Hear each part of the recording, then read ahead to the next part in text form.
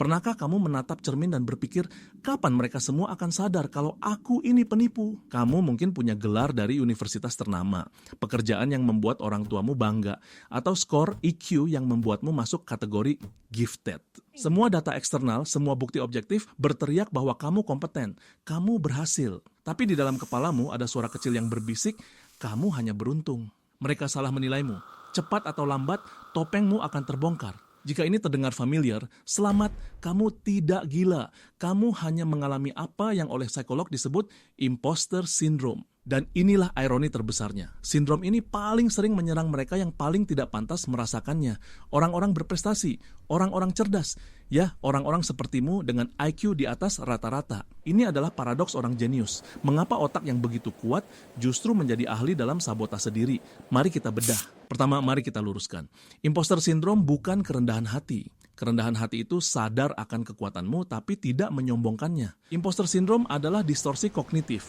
Kamu menolak bukti kesuksesanmu dan hidup dalam ketakutan kronis akan diekspos sebagai penipu. Studi pertama tentang fenomena ini oleh Pauline Clance dan Susan Imes pada tahun 1978 menemukan pola ini pada wanita-wanita berprestasi tinggi. Tapi sekarang kita tahu, ini terjadi pada semua gender, di semua bidang, terutama pada mereka yang dianggap pintar. Alasan pertama, kutukan pengetahuan atau the curse of knowledge. Ini berlawanan dengan efek Dunning-Kruger.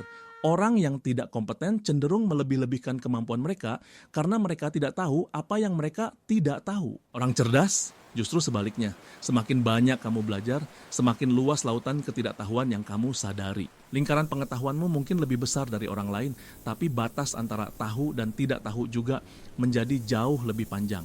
Dan disitulah keraguan merayap masuk. Setiap kali kamu berkata, aku tidak tahu, otakmu yang terlatih salah menerjemahkannya menjadi aku tidak cukup pintar. Alasan kedua, perangkap anak berbakat atau the gifted kid trap. Jika sejak kecil kamu selalu dipuji karena pintar secara alami, berbakat, atau jenius, kamu belajar sesuatu yang berbahaya.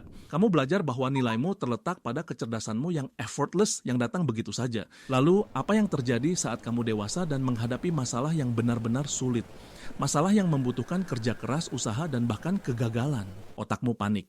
Tunggu dulu, jika aku harus berusaha sekeras ini, itu artinya aku tidak benar-benar pintar. Identitasmu terancam. Ini menanamkan fixed mindset yang dipopulerkan oleh Carol Dweck. Kamu percaya kemampuan itu statis, kamu pintar atau tidak ada di antara. Alasan ketiga, perfeksionisme level dewa. Orang cerdas seringkali menetapkan standar yang tidak manusiawi untuk diri mereka sendiri. Kamu tidak hanya ingin mengerjakan sesuatu dengan baik, kamu ingin mengerjakannya dengan sempurna. Sebuah laporan yang 99% sempurna bukan dilihat sebagai kesuksesan, tapi sebagai kegagalan 1%. Satu kesalahan kecil dalam presentasi membayangi 20 menit konten brilian. Siklusnya begini, kamu mendapat tugas. Kecemasan akan kegagalan atau ketidaksempurnaan muncul. Kamu menunda-nunda atau bekerja berlebihan. Akhirnya kamu berhasil. Tapi kamu tidak merasa lega. Kamu justru berpikir, kali ini aku berhasil menipu mereka lagi. Tapi lain kali pasti ketahuan. Dan siklus kecemasan itu dimulai lagi dari awal. Ini melelahkan. Alasan keempat, dan ini yang paling penting, distorsi kognitif. Otakmu, alat yang luar biasa itu, sedang berbohong padamu. Secara spesifik, ia menggunakan beberapa trik. Pertama, discounting the positive. Kamu menerima pujian tapi langsung meremehkannya. Oh, bosku cuma sedang baik saja. Atau proyeknya memang mudah. Kedua, all or nothing thinking. Jika kamu tidak tahu jawaban atas satu pertanyaan dalam rapat, kamu merasa seluruh presentasimu gagal total. Dan yang terkuat, attributional asymmetry. Kamu mengatribusikan kesuksesanmu pada faktor eksternal. Aku beruntung, waktunya pas, orang lain membantuku. Tapi kegagalan, itu 100% milikmu. Aku bodoh, aku tidak cukup siap, ini salahku. Pola pikir ini adalah resep sempurna untuk kecemasan dan sabotase diri. Kamu membangun penjara di dalam pikiranmu sendiri dan kuncinya kamu buang.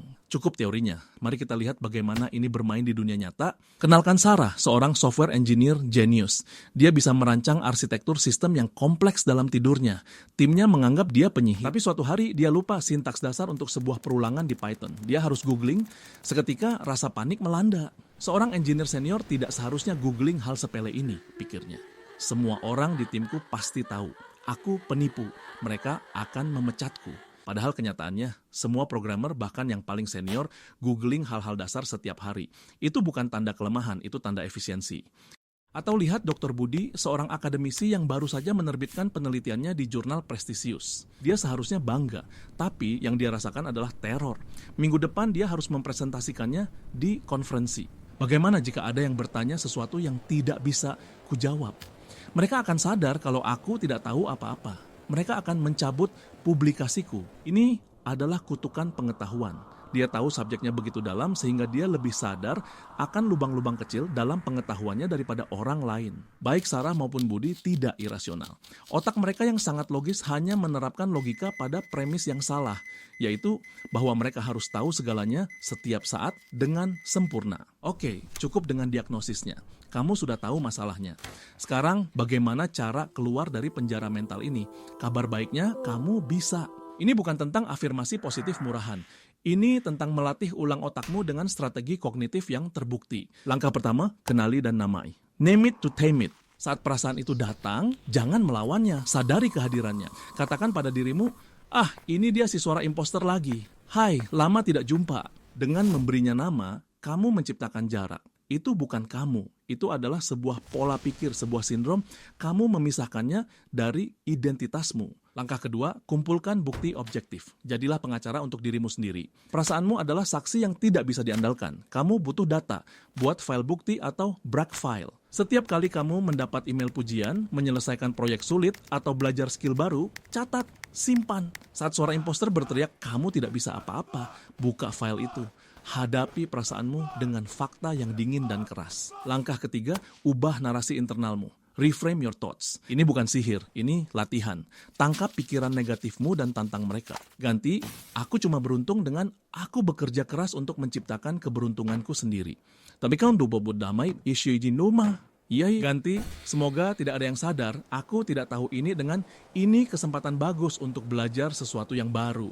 Ganti, aku harus sempurna dengan tujuanku adalah kemajuan, bukan kesempurnaan. Langkah keempat, bicaralah, keluarkan dari kepalamu. Imposter syndrome berkembang biak dalam kesunyian dan isolasi. Ia ingin kamu percaya bahwa hanya kamu yang merasakannya. Ceritakan pada mentor, teman terpercaya, atau terapis. Kamu akan terkejut. Kemungkinan besar jawaban mereka adalah, ya Tuhan, aku juga. Bahkan orang-orang seperti Albert Einstein pernah dilaporkan merasakan hal ini. Jika Einstein saja bisa, kamu juga boleh. Langkah kelima, fokus pada proses, bukan hanya hasil. Gifted Kid Trap membuatmu terobsesi dengan hasil akhir yang brilian dan effortless. Lawan itu, rayakan usahanya. Hargai proses belajar, rasa penasaran, dan keberanian untuk mencoba hal yang tidak kamu kuasai.